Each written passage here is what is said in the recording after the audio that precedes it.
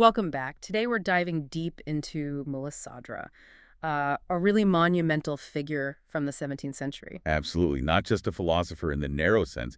He was a synthesizer. Right, exactly. He brought together philosophy, theology, even mysticism into this single powerful system. What's it called again?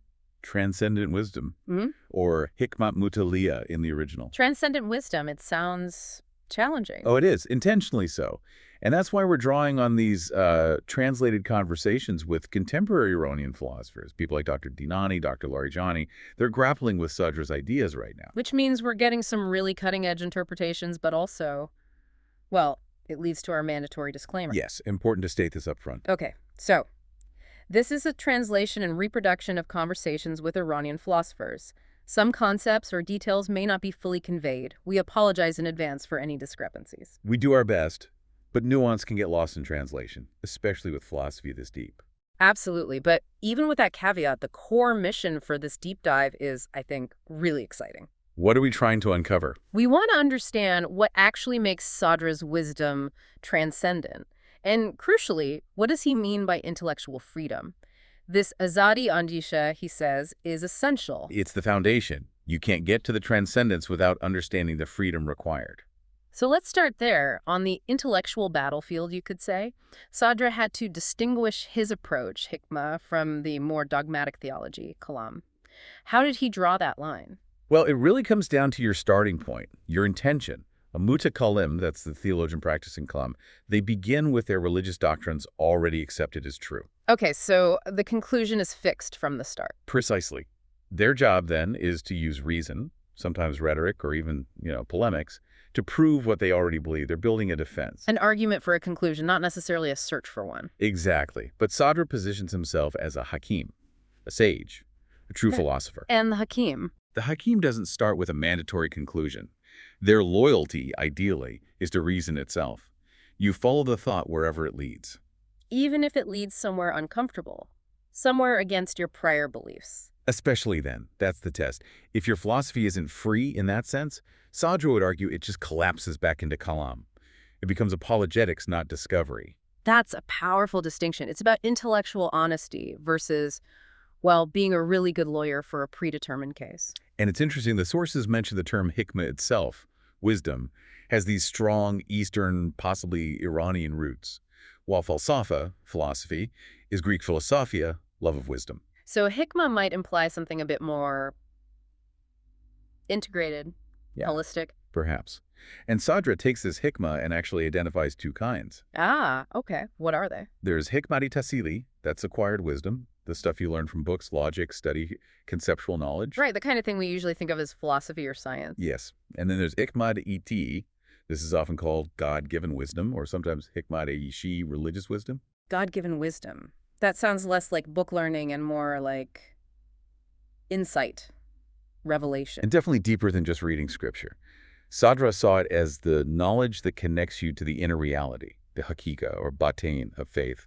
It takes you beyond the surface rules, the shariat or zahir. So acquired wisdom gives you the tools, the framework. And the God-given wisdom points towards the ultimate meaning, the inner truth. It's like Rumi's idea, which the sources quote, something like worldly wisdom makes us flawed. But religious wisdom raises us above the heavens. Yeah, I remember that. That's it. Sadra wants to use the rigor of the first type of wisdom to open the door to the reality of the second. Which brings us right back to that precondition you mentioned. Āzād-Andīshī, intellectual liberty. You need that freedom to even begin the journey. Okay, let's really dig into this, because intellectual liberty today, well, it can mean a lot of different things. What exactly is Sadra demanding here? It sounds almost paradoxical for such a spiritually focused thinker. That's the key point. Yeah. We absolutely have to avoid the common modern misinterpretation. Sadra's intellectual liberty is not license. It's not about having no morals, no commitments, no faith. It is definitely not being unprincipled. Okay, so cross that off. It's not moral relativism or just doing whatever you feel like. So what is it? What's the actual act of being intellectually free, according to Sadra? It's a specific kind of discipline. It's the ability, right in the middle of thinking deeply about something, to consciously set aside all your prior convictions, your beliefs, your ego, your political leanings, your desire for a certain outcome, All of it. You bracket it all out, temporarily suspended. Exactly. So you can follow the logic of the idea itself purely on its own merits. You test the thought, not the person who said it, not how it makes you feel, just the thought. That sounds incredibly difficult, to put your whole identity essentially on hold while you think. It requires immense intellectual honesty. And maybe the best example to understand how freedom and commitment work together is Socrates. Ah, yes. The ultimate free thinker, right?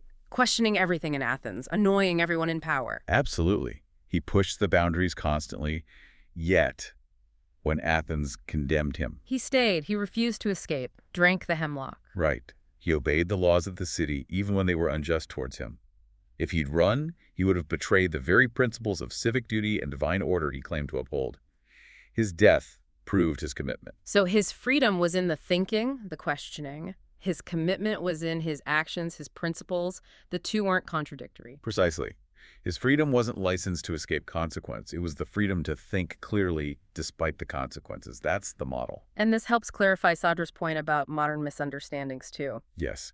He'd likely say that many who claim intellectual freedom today, but are really just driven by their desires, their ego, their worldly attachments, what he calls nafsaniyat. They aren't free at all. Not in the slightest. They're slaves to their lower selves. Their thinking is determined by what they want, not by reason or truth. They might look like rebels, but they're deeply unfree. Okay. So this rigorous, disciplined freedom is the entry ticket to Sadra's system. But even a free thinker needs somewhere to stand, right? You can't think in a total void. What's the ground floor? You still need starting points. Mabadi. Foundations. Thinking has to begin somewhere. These are the first principles, the axioms, the badihiyat. Self-evident truths, things you don't need to prove because they're just obvious. Exactly, like the idea that a whole is greater than its part, basic stuff. But there's one axiom that the sources really emphasize as the absolute bedrock. The linchpin of it all? You could say that. It's called the impossibility of the conjunction of opposites. Imtina itima al-nakyan. Okay, say that again slowly. Imtina itima al-nakyan. That's a mouthful. What does it mean in plain English? It simply means something cannot both exist and not exist at the same time, in the same way. Or a statement cannot be both true and false simultaneously. This table can't be both a table and not a table right here, right now. It seems, well, yeah, completely obvious. Why is something so basic considered the mother of all axioms? Because without it, nothing works. Think about it. If contradictions could be true, then logic collapses. Argumentation is impossible. You couldn't assert anything meaningful about reality. It's that fundamental. So fundamental that the sources compare it to the necessary being, al-Wujud. Yes, it's like the intellectual equivalent. Just as God is the necessary foundation for existence, this principle is the necessary foundation for thought.